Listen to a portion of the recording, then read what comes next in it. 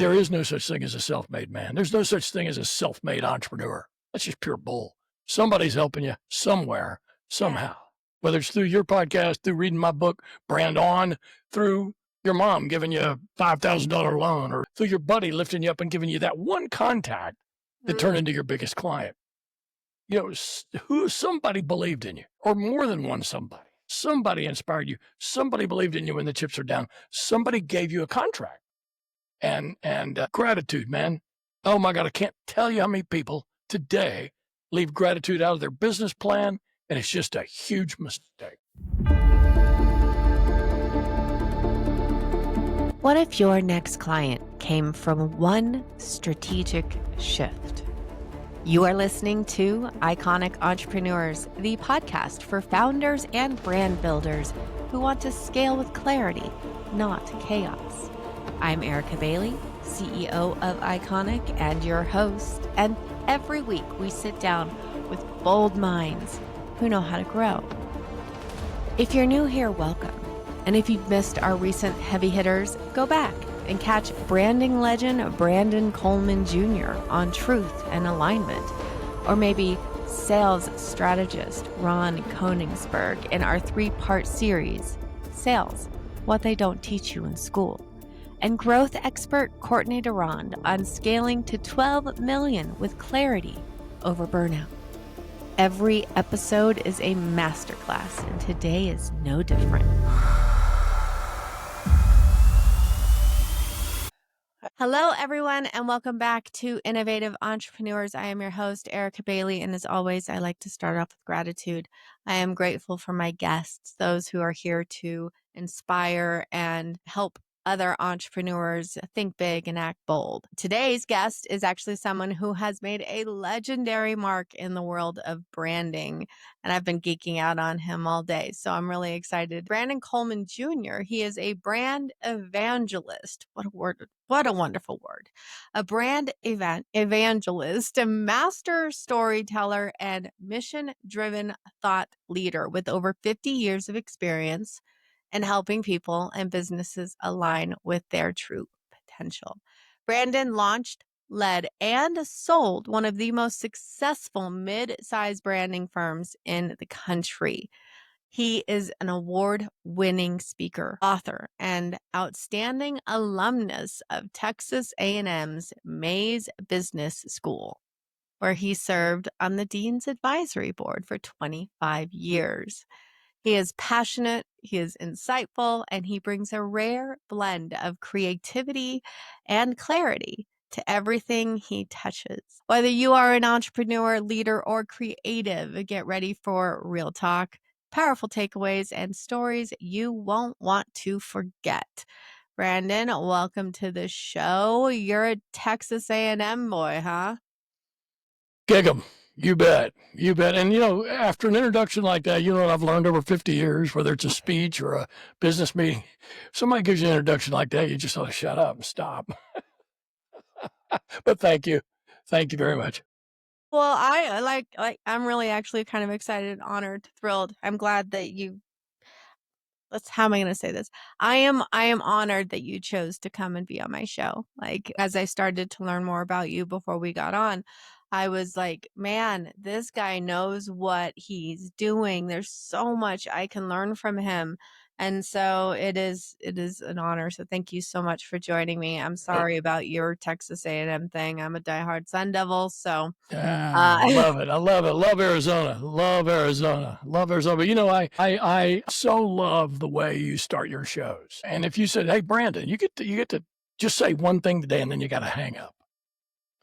One of the most prevalent things missing in today's business climate, especially from entrepreneurs, in this younger generation of entrepreneurs, they're way smarter, they're way sharper, way more technologically advanced, and way, way uninformed of the power of gratitude. And you start every show off with gratitude. And it is probably the single most powerful brand alignment tool any business has. So good job with nailing that, girl. Thank you. Thank you. Absolutely. Oh my goodness, I got chills. I believe that, so my master's is in business and organizational behavior. I studied basically behavioral studies, really is what it is. So I learned that as an entrepreneur, if we show gratitude and appreciation, that impacts your team more than money Way more. sometimes, right? Way more. Had a big fight on a mountain with a guy once. We were taking a hike. Absolutely. At Canyon Ranch in Tucson, Arizona, not far Oh, from your I know where that university. is. Yeah. And we were having a deep discussion up in the mountains one day. And I said, did you know there's no such thing as a self-made man? And this guy was Russian, and his name was Boris. And Boris said, oh, bullshit. That you're wrong. I built my own company. I did my own thing. I did all this. And to keep it short, we had a 1-hour conversation going up the mountain. His wife was a PhD who was with us as we went up the mountain. And she's listening. She goes, no, he's done everything himself. He's needed nobody. He's been on the cover of Time, the magazine. He's been on the cover of this. He's done that. He's done this.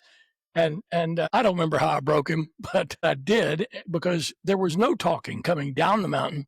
And when we got to the base, he grabbed me and goes, I've got to tell you, I've thought about everything you said on the way down, and you were right.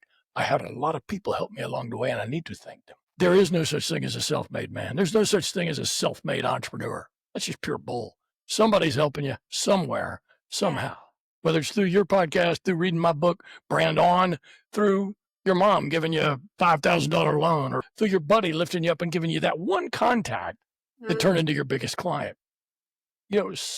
Somebody believed in you, or more than one somebody. Somebody inspired you. Somebody believed in you when the chips are down. Somebody gave you a contract. And gratitude, man.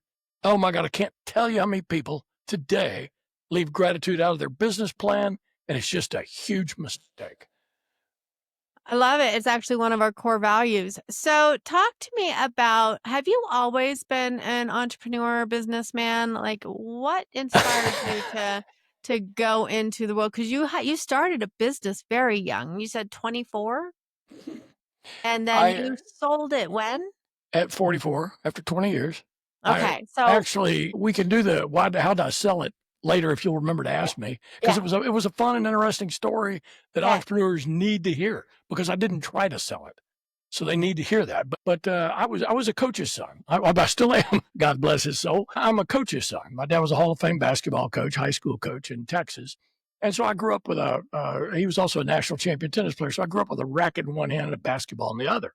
And at 2 years old, I could play. And at 3 years old, I'm in World Tennis Magazine. And I was expected all my life to be a jock.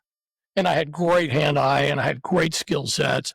I was never very big, and always just had that, I'm very, very quick, but I didn't have that speed. I didn't have that size. But I won tennis championships, and we did well in basketball until later times, and just was at A&M on the tennis team my freshman year. And I'm going to keep this short version. I'm having a challenge match with a guy on my team. It's before the conference championship started. And he was challenging me. And I had a speech to go give to the student body because I was running for class president. And so this is high school? This is college. Oh, college. Okay. After being recruited to play on the tennis team. Okay. Okay. Thank you. Well, in terms of back in the grade school days, I ran snow cone machines. Really? I bought a Mr. Frosty and made snow cones at 8 years old in the street and sold them. I did lemonade. I created carnivals in our backyard. I just had fun watching other people have fun. And I learned you could make money doing that. So I would start something to help others. And when it helped them and it made them smile and they paid me for it, that's like a win-win. And so I did that all while I was a kid. But then when I'm on this tennis team as a college student, this coach kind of ruffled my feathers one day saying something really stupid after my match. And I went, I'm done. And I walked off the court and I said, I'm just done being a jock. I apologize. I'm totally done being a jock. And so I went back to my dorm and I said, oh boy, my dad's going to kill me when this gets back home. This was supposed to be the prime of my career. But for some reason, God told me, you're done. You don't need to be a jock anymore. Do something else with your life. And I had no clue because I literally, and I know this sounds really stupid because in these times it would be, but back then it wasn't. I didn't know what business meant. I literally didn't. Mm-hmm. I didn't know what business was. I had no one in my family that was in the business world. Nobody. But you They're all started so jocks young. and It seems teachers. like it was just Jocks and natural. teachers. So I go to my prof. I go home to my dorm after walking off the tennis court. And I go to my dorm and I just thought, boy, have I screwed up or what? And I turned on my TV. In that time, there were 4 shows we always watched in the afternoon at that age. And that was Leave It to Beaver, Beverly Hillbillies, Gilligan's Island, and Bewitched. And do you remember what Samantha Stevens, she was the witch with the Elizabeth Montgomery was the witch named Samantha, and her nose would wiggle and she could make anything happen. Her husband was Darren Stevens, Yes. who worked for the Tate advertising agency. And I would watch him do what he does, and I didn't have a clue what it was, but I go to my English prof the next day. I'm a non-declared major. I'm a jock. I'm going in. I go, hey, English prof, do you ever watch Bewitched? She goes, yeah, I love that show. I said, what does Darren Stevens do? She said, you mean for a career? I said, yeah. What is it he does? I see him with these big boards and he turns over these pages and he has all these ideas. I said, I don't know what that's called, but I think I could do that. And she said, well, he works for an advertising agency. I said, okay, what do I need to major in? She said, wow, well, traditional business thinking has said journalism. There's a new line of thinking talking about marketing. Journalism's in journalism school. Marketing is in the business school. Long story short, I went to business school, marketing. One thing leads to another. I go to work for an ad agency. And 1 year into it at a Christmas party, a really drunk client offers me the opportunity to start my own firm. And I did. And 20 years later, I'm giving a keynote speech in San Francisco at a major national ad agency brand conference. Big conference. And I give the keynote speech and the guy walks up afterwards. There were a line of people, about 30 people in line. I talked to all of them. He's last. And he comes up, I'm zipping my briefcase, and I'm thinking, okay, I'm out of here. He walks up and goes, I'd like to buy your firm. Like, okay, what kind of, one of my employees put him up to that. One of my buddies said, what kind of bull is this? He goes, no, I'm serious. I'm so-and-so from so-and-so firm. And we're very interested because y'all are unique. You're very business strategy driven. We think that's going to be the future of marketing and branding. Y'all are way out ahead of others in what you do and how you sell it, how you offer it, how you provide it. I had hired Anderson consultants, all kind of people to join my firm, not just creatives and not just ad people, but we truly drove business strategy as we built our firm. And he goes, I just love everything about it. We want to buy your firm. I said, well, everything. He said, is it for sale? I said, well, everything in my life's for sale except for my wife and kids. And there are times I'd sell you my wife. And he laughed. He goes, no, I'm serious. And would you give us some pieces of information next week when you get back under confidentiality? I said, you're serious? He said, I'm dead serious. So we gave him the information. He calls me and goes, in 3 days, I'm going to call you and I want you to stand by your fax machine. That's how long ago this was, girl. Nobody knows what one of those is anymore. There was no email, wasn't bouncing back and forth very well back then. He wanted to send me an offer by fax. And I'm like, you're kidding. He goes, no, 3 days. So he calls me 3 days. He goes, go stand by your fax. And I'm like, I cannot believe this. And so I went and stood by the fax. I was I was obviously excited, but I didn't at that point still think it's real. I thought the guy's going to send me a low ball in the ear. I'll tell him thank you for the excitement, but bye-bye. And he sends me this offer, which I would have taken in a heartbeat. It was amazing. I'm going, oh my God, this is real. Oh my God. And I just kind of went back in my office, shut the door. I didn't tell anybody. I just prayed about it. And because that's my CEO's Christ. He's my CEO. He's how I make it happen. And I get back in there and I pray about it. And God's going like, okay, you got this. And I called a friend of mine who's in the consulting business. He said, oh my God, just turn them down. I went, what? He said, say no, that's not enough. I said, but it is. He goes, no, just say no. Don't take the first offer. I said, yeah, but it's hard because like for an old coach's kid, this is like a dream come true. And he goes, no, just trust me. So I went back to him and I said, hey, guys, I am honored. I am grateful. But this, with all we've built and what we've got going on and all our plans are just not, he said, give us another 24 hours. They get back together and they come back in 24 hours. He called me to go stand by the fax machine. They faxed me another offer. I just went, oh my God, I called my friend. He said, take it.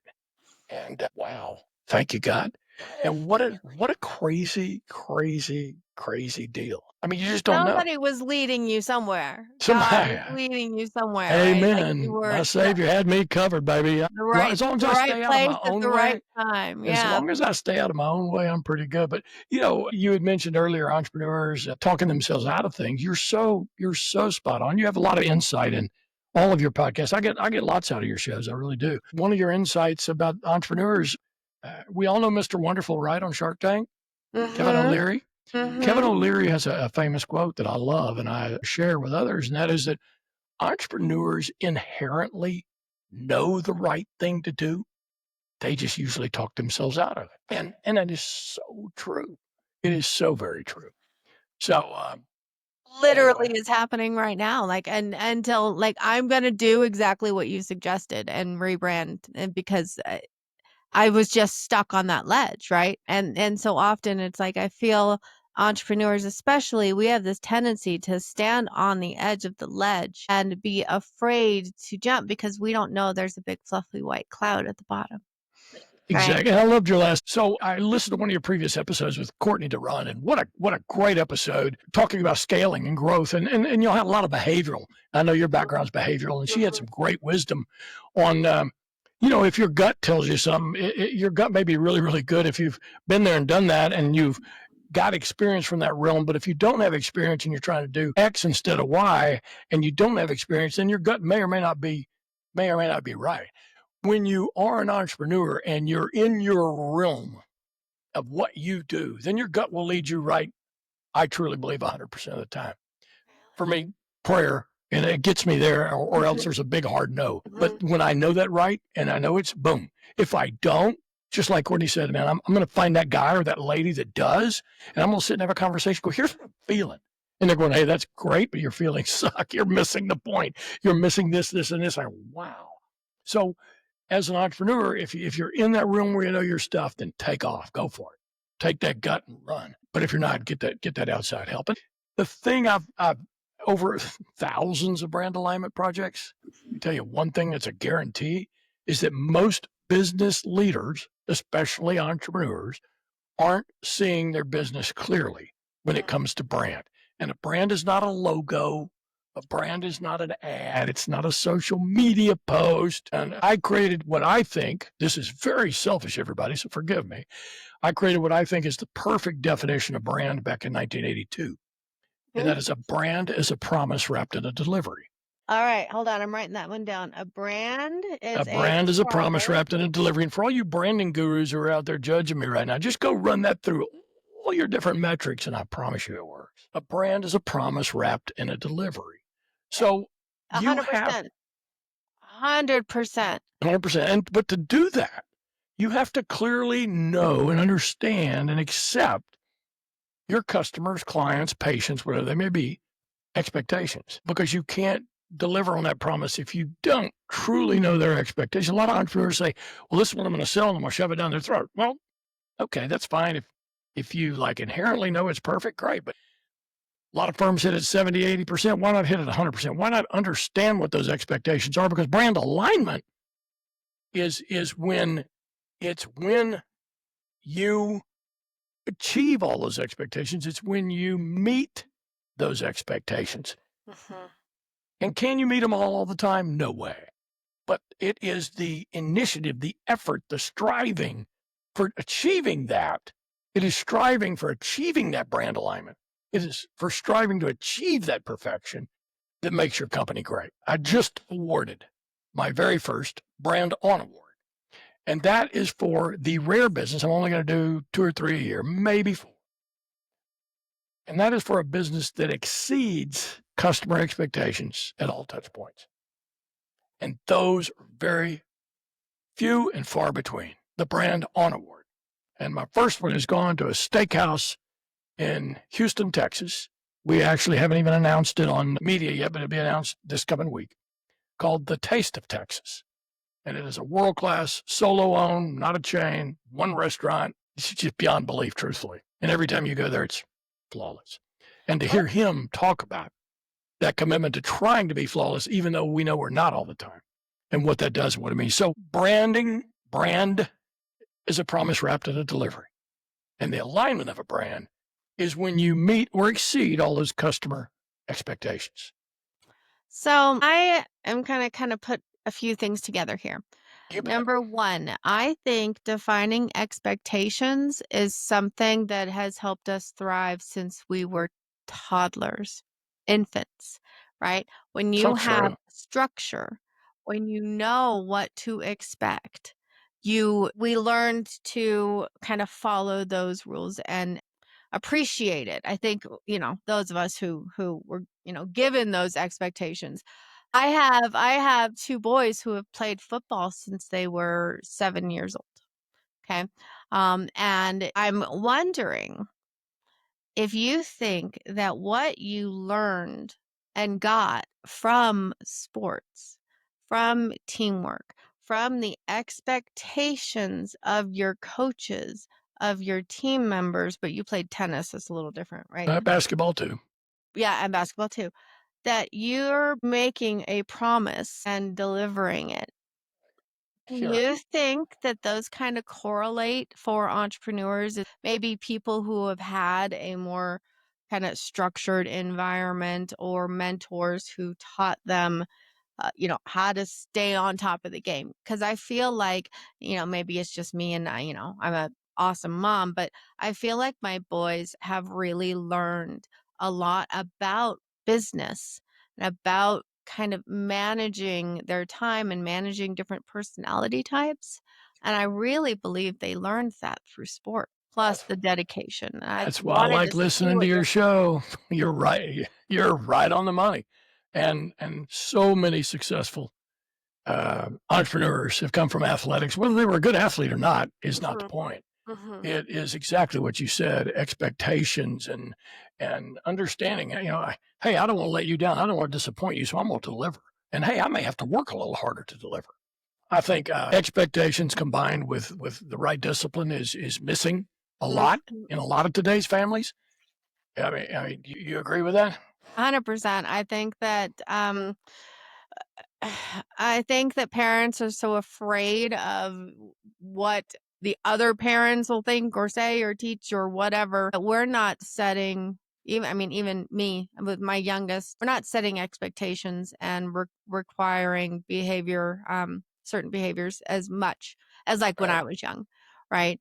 I think that, yeah, I think our kids are weak Well, now.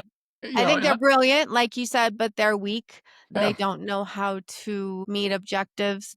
some do because you see those families that make it a Yes, point, yes, and yes. they've practiced this as a grandparent. I know full well it's not my job to raise those kids. Mhm, And as a matter of fact, we're in the middle of some of that fun right now. Is that my daughter-in-law and son? They're great people. They're brilliant people, mhm, and they're way smarter than I ever was. But it's not my job to tell them how to parent. But it mhm, doesn't mean I can't observe and go wow, because I see the wow and I go, man. Yeah, because when you've been around so many kids, I'm not talking about two or three, I'm talking about hundreds and hundreds. Because my dad was a coach and I coached Little League for 18 years and just been around so many. You see the kids and what they become. They're from 5 years old, 6 years old, 8 years old. You see them become teenagers and successful business people and family people and live a great life. And you see what their background looked like. And you see those that faltered and struggled and were just let loose to run free. And oh, yeah, you mhm. do that. And it's okay, sweetie. And we're going to give you a trophy no matter what. And what that creates is just not good. And I know there's psychiatrists and parents. We can get on here and argue this all day long. Okay. But I'm just talking about seeing it thousands of times, not two or three times. And it's exactly what you said. And there's so many successful entrepreneurs that had that unique discipline, had their tails handed to them at some point in Mhm, time or another. mhm. You know, actually, I'll give you one. I'll give you one that's pretty well known. I don't mind saying it. The founder of Whole Foods was a good guy and a good basketball player, but wasn't good enough for my dad's team, in my dad's opinion. This is not my opinion. I had no dog in the hunt. My dad cut him from the team in high school, and he went over to the opposing team and had a good career and went on and obviously became a very, very successful man to create Whole Foods. And I haven't seen him in years. I wish he'd hear this. I'd love to tell him hello. Look what he took that setback to, from getting Yeah. cut in high school basketball to, hey, I'm better than this. Watch me. I mean, look at where do you get that? I mean, he was amazing. What a businessman. What a guy. But he did it all from being cut in basketball in high school. So I think emotional IQ is what kids are missing nowadays. I can't Right? believe Like, you. I feel like the emotional IQ is what helps make successful business people because you can read the room. So I feel like that might be what we're kind of missing out on is that emotional IQ because they're not interacting with other people face to face. They're not doing what we used to do, picking up the phone and you know what I mean? All of their interactions are through some sort of digital form now. And you Right. can't build that emotional IQ without being around people, I think. Spot on, girl. Yeah, And, yeah. and this is, I know for some of you who want to listen to branding, you're getting much more valuable advice right now. Even Well, if you that's don't why I agree think with this all of all it, goes into use branding though, yeah. right? Like Oh, it all does. of this goes into branding. That's Like why I'm your wearing this cap. expectations go from childhood. And when we're taking it into the marketing world, now we're looking at benchmarks, we're looking at ROI, we're looking at when we're talking on the operations side, we're looking at, job duties, Metrics, deadline metrics, time. metrics. The metrics. So I think we're going into here. So let's jump back into the branding part because we always, like my husband and I, we always say your brand is not a logo. Like to us, your brand it's your story. It's who you are as a whole and as a company. You're telling a message. You're defining your values and your morals. A logo is just something that you see on a can, but the brand, in my opinion, and this is your expertise, but the brand is the overall way that you have built your product and how you're selling your How you product, how you're deliver it, how you providing sell your it, how you service. deliver it. And that logo Yeah, represents yeah, that. So it's yeah. a great starting point. I think the most important starting point of a brand is why I'm wearing this cap today. Erica, what does it say? Says truth, Truth. That's what it takes to build a great brand. Truth. And it's how you think of it, how you portray it, how you deliver it. I've authenticity. given some very hard messages to clients before, and sometimes I've gotten thrown out of meetings because of it. Not many, but a few. Every one of those people at some point came back and apologized and said the best thing ever happened to our company. But they didn't want to hear what they had to hear. And so if you're an entrepreneur, I don't care whether you're just about to launch your company or whether you've been at it for a year or whether you've been at it 20 years. Are you looking at yourself and your company, your brand, your organization, your enterprise? Are you looking at it 100% honest, 100% integrity? Are you looking at what you're really about, what you really deliver, what people really think about you? Or is it just a business opportunity? Because it doesn't mean you can't make money because I have most of my clients, I went back over them all before I wrote my book. Most of my clients over 50 years did not come to me because they were failing. Most of them, I'd say 99%, came to me because they knew something was missing or they knew there was more Ooh. opportunity than they were taking advantage of. If you're out there making millions, then you don't have a big propensity to listen to people. If you're making millions, but you don't know it and you're hitting at 70% or 80%, what would 100 look like? What would 90 look like? What would 95? If you That's could up that game. And so some of the toughest clients were always the ones that were most successful. And I always loved those because those were my biggest challenge. Yeah. I could walk into a meeting and see what's wrong pretty quickly and be able to address it. And sometimes they just didn't want to hear that. But I'm wearing this cap for a reason. Truth matters in branding. It matters in how you perceive and deliver that package. That brand is a promise wrapped in a delivery. That all starts with truth. And I'll use the word authenticity. So truth, Absolutely. it's So exactly so it. much a part of truth. Yeah, 100%. So You let's talk bet. about this book, Brand On. First off, I freaking love it. Brand On, Brandon. Thanks. Like, brilliant, by the way. Absolutely brilliant. So let's talk Simple. about the Brand On, the power of brand alignment. So, like, what you said that you were kind of told you need to sit your butt down and write this book, huh? Hmm. Yep. Too many stories. When I first did it and I looked at it and I thought, okay, there's this thing called AI coming along. Yeah. And I actually went to my publisher and we did all this before AI was wide openly available to all of us, right? But it was this thing everybody's talking about it. a couple of years ago. And so I go to the publisher, and then you start this year and a half long process of getting published. Mhm. So I wrote zero of this book with AI. I never accessed AI to write it. By the time the book hit print, by the time it published, AI is blossoming. And I even, for fun, went back. My book was already at press. I went back and ran some of my book through AI. It was just amazing. It was amazing. So when I started this book and somebody said, "Why'd you do this? You don't need it. You don't need the money. You're not after projects. You're not trying to build a firm. You're not trying to sell anything. Why? Why are you doing this?" And I said, "This is a philanthropic knowledge transfer. This is my gift to everybody who wants to go into marketing, wants to go into branding, that is currently running an agency, that is a client, an entrepreneur. They're struggling, they're not struggling, they're successful, they want more, they know something's missing. I want to write it to small business. It's my most joyful projects were when I did a charitable project or a reduced fee project for a small business, a mom and pop or a one-off deal. And there's a lot of those stories. There's a number of those stories in there where we did that. And I got such joy out of it because that one thing I changed in their business made all the difference in the world. There's a story. I'm not going to go into detail here. I give the guy way too much credit anyway. I love him. But he was doing 100 grand a year and he's now doing 35 million a year. And it's a solo family owned business.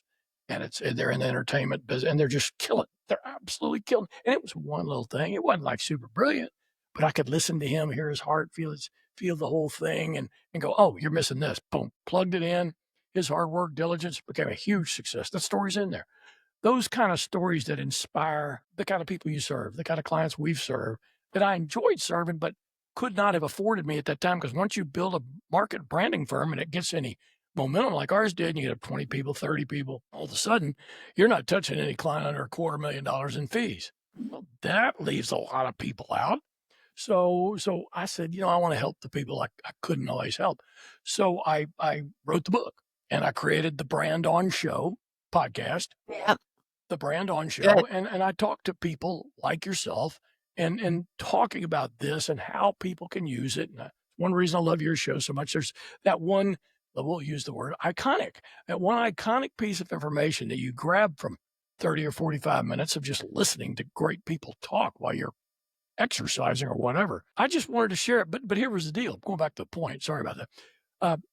It's a philanthropic knowledge transfer. But then I got to where it's time to launch and start going around doing public speaking. Before my first ever big keynote, I went, "That's bullshit. It's not a knowledge transfer. AI has already got all my knowledge. I let it read my book. So it knows everything about branding. I can't teach anybody anything new about branding. It's all on the internet. You can get it." So I've changed my spiel, and I'm doing a big keynote at the big Dallas Chamber of Commerce in 2 days. It's a philanthropic experience transfer because it goes back to what you mentioned earlier, and that's that human interaction, that human experience of a brand, as opposed to just knowledge, just the mechanics and the knowledge. I mean, there's tons of great branding books out there. There's tons of information about brand, build a brand, logo, marks, ads, social media, tons of great stuff out there. There really is. It's overwhelming. There's so much. But there's not as much about the heart, the soul, the spirit, Yes. and the gratitude of a brand, of the real stuff that gets right down into the truth and gets to the essence. But that happens through experiences. It doesn't happen just through knowledge. So it's a philanthropic experience transfer because AI can share my knowledge, but it can't share the experiences. 100%. 100%. So like when you go in and you turn a, mom and pop shop into a $35 million company, like what are you looking for? What is it that you look for when you first go in and say, "Okay, we need to look at your brand"? Like, Great question. If of course. if someone will spend a little pocket change and buy my book, Brand on Amazon, which by the way, it's a bestseller, so I'm very honored and blessed and excited. Buy it because in the back is a QR code worth, my opinion, hundreds of thousands of dollars. There are 2 documents, 2 tools that I share. And if you're running a marketing firm, a graphics house, or you're an entrepreneur, or business growth, or head of a marketing department, go get it. When you buy the book, the code's in there, and you can buy the audio version of my book too, and the code's in there as well. When you hit that code, there's 2 tools. One of them is called the Brain Drain. The Brain Drain are the 200 most relevant questions I ask at the start of any project. 50 years of wisdom rolled up into 200 relevant questions that I ask every client at the start of a project. So the brain drain alone is worth a fortune. Then there is a brand alignment checklist. Very simple, but very comprehensive. That if you want to look at a company, you want to look at a business, and do your own deadgum assessment of if they're in brand alignment or not, or if you're in brand alignment or not, grab the checklist. You can be old school. Put it on a clipboard and grab you a pen and go check the boxes. Just check yes, no, yes, no, yes, no, and evaluate yourself. It's a really simple tool, but it's brilliant because it covers it all. And it helps you as an entrepreneur look under the skirt of your business and say, wow, I wasn't even thinking about that. I wasn't thinking about that either. Look at that. Look at that. And I didn't consider that. I mean, like, wow, there's so much in those 2 documents that even if you didn't read the book, go get the 2 documents. But if you read the book, you'll understand them. And you'll understand why. You'll understand that one thing and that gap that we're looking for and that one opportunity. And for somebody that's done it so long and for so many, it's kind of strange because I can walk in and I can listen to somebody. And usually I have the answer before my first meeting's over, but I can't tell them. Because if I turn around and go, oh, well, you need to go, boom. Then they give it no credibility. They give it no trust. And when I put a big fee in front of them, I say, look, my minimum fee to talk these days, $100,000, and I'm happy to sit in front of you. Then guess what? If they pay that, like I had a guy do 2 months ago, he said, I don't care if you're not working anymore. I want you working for me. I said, well, here's my deal. He goes, okay, do it. And I did it. And we had a huge, awesome, successful project. Only took 45 days and we knocked it out of the park. He's happy as a pig in mud. I'm happy. Everybody wins. Everybody wins. But guess what? Once they write that check, they pay attention. Free advice is exactly worth what you pay for it. If you're not engaged in the process and you don't have some skin in the game, you don't care. That makes so much sense. Oh my gosh, you are brilliant. Okay, so we've got the book, and this is on BrandonColemanJr.com. We'll make sure that, it's everything's in the show notes. And then we have your podcast, Then which LinkedIn, is I'm also there. amazing. And you have this quick assessment on your website too. That's really pretty powerful. I was looking at that earlier. Oh, thanks. You have a lot to offer. And, obviously the book is going to take people that next step. But I was looking at your website. So you do public speaking. Obviously you've had a lot of experience doing that. And then I saw a power table. Tell me about this power table. Well, I've actually recently, this last client that I did work for, and it's a great company. I'd like to tell you about them. They're relaunching their brand today, and it's called Trent Success, TRENT, TrentSuccess.com, I believe is their new website. It's a guy who's just absolutely brilliant at the roundtable type things, the YPO, roundtable, power shares, blah, blah, blah. I do one on occasion to bring people together that just want to spend a day and a half with an old wise brand guy. But guys like David, they run them full time for a business, and his are run to help entrepreneurs who want to scale and sell their company. And they've reached some level of success. This isn't for beginners, but they've reached some level of success, and he helps through roundtables scale them and prepare them and take them to marketplace to sell out. And that's Trent Success, David Trent, just a world-class guy. He's written a book. It's all on his website, TrentSuccess.com. Should be up to date. It's their launch. I'm not in charge of their launch. He's got an internal marketing person. The day that we're recording this, people. So make sure that you guys check this out. I am so excited. I could sit here and talk to you for absolutely ever, and we're definitely going to have additional chats. But let's talk about what I want to know is who is the most innovative or inspiring person who has helped drive you to become the entrepreneur or business owner that you are today? Wow, that's a great question. It's called Innovative Entrepreneurs for a reason. I would have to turn the clock way back. I'd have to turn the clock way back because turn it back. When I think of what inspired me, it wasn't necessarily a successful business person. It was a professor. And not many people usually say that because people just bypass professors. But this guy, when I walked in the classroom, he was a sales and marketing professor at Texas A&M, and I was in my junior year. And it was my first upper level course. And I walked in, and this old guy, and he's younger than me now, but I thought he was really, really old when I was 21 years old. He looks at me and he's reading the roll and he goes, Brandon Coleman. And he called me that. And what was funny was, Erica, the word brand was not used in the mid-'70s. I mean, you could have a branded can of soup, but there weren't brand plans, there weren't brand strategies, there weren't brand this and brand that. Now we've got, in my book, I got a whole page of like the 40 or 50 brand vernaculars, which is such horse trash. There's way too much of it. It's very confusing for the average entrepreneur. So the word brand wasn't a big deal, but he goes, brand on. And I never thought another thing about it. He helped me take my first job. Instead of the one I was going to get 40 grand a year for, or whatever it was, and a company car, he inspired me to take one for 10 grand a year and no car, because it would put me in a position working for that ad agency that within 5 years I'd start my own firm. And man, if he wasn't spot on, because within 1 year I got that client that offered me that opportunity, and off we went. And so, but he was inspiration for me, because he was a real world prof. He wasn't a textbook. He didn't do the publisher parish thing. He had spent time out in the streets selling and marketing and doing and helping companies and organizations. And I just believed everything he said. I especially knew it when he failed me on my first test, because it was a composition test where you had to write. I thought, I don't need to study for this. And I didn't know the guy well, and I tried to BS my way through the whole deal. And I went and picked Sounds it like up. my whole undergrad. Amen to that, sister. We'll do another show on that one day. But I go pick up my test, that little blue composition book, right? And I go pick it up in his office. It's got an F written on there. He said, if you think you're going to bullshit your way through my class, you're wrong. Ooh, I like him. And I went and I said, can I become your friend? He said, absolutely. I like you already. And we became, let's say 40-something years later, his family asked me to give the eulogy at his funeral. Oh. And so we were close for decades, and the wisdom and the inspiration and the knowledge and just the friendship and the camaraderie and the willingness to stick in there when things weren't good, and just an amazing guy and just a classic creature. He was my inspiration. His name was Herb Thompson. Herb Thompson, Texas A&M. And if you look inside my book, that is who it is dedicated to.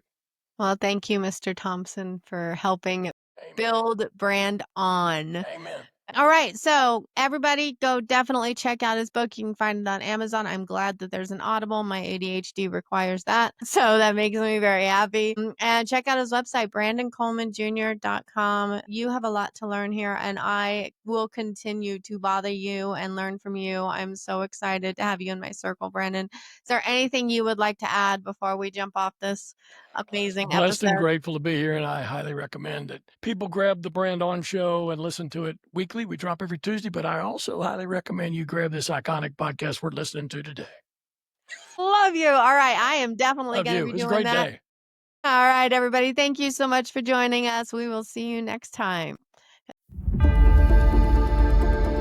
Well, that is a wrap on today's episode of Iconic Entrepreneurs. Thank you for spending time with us. If this episode sparked a shift, don't let it fade.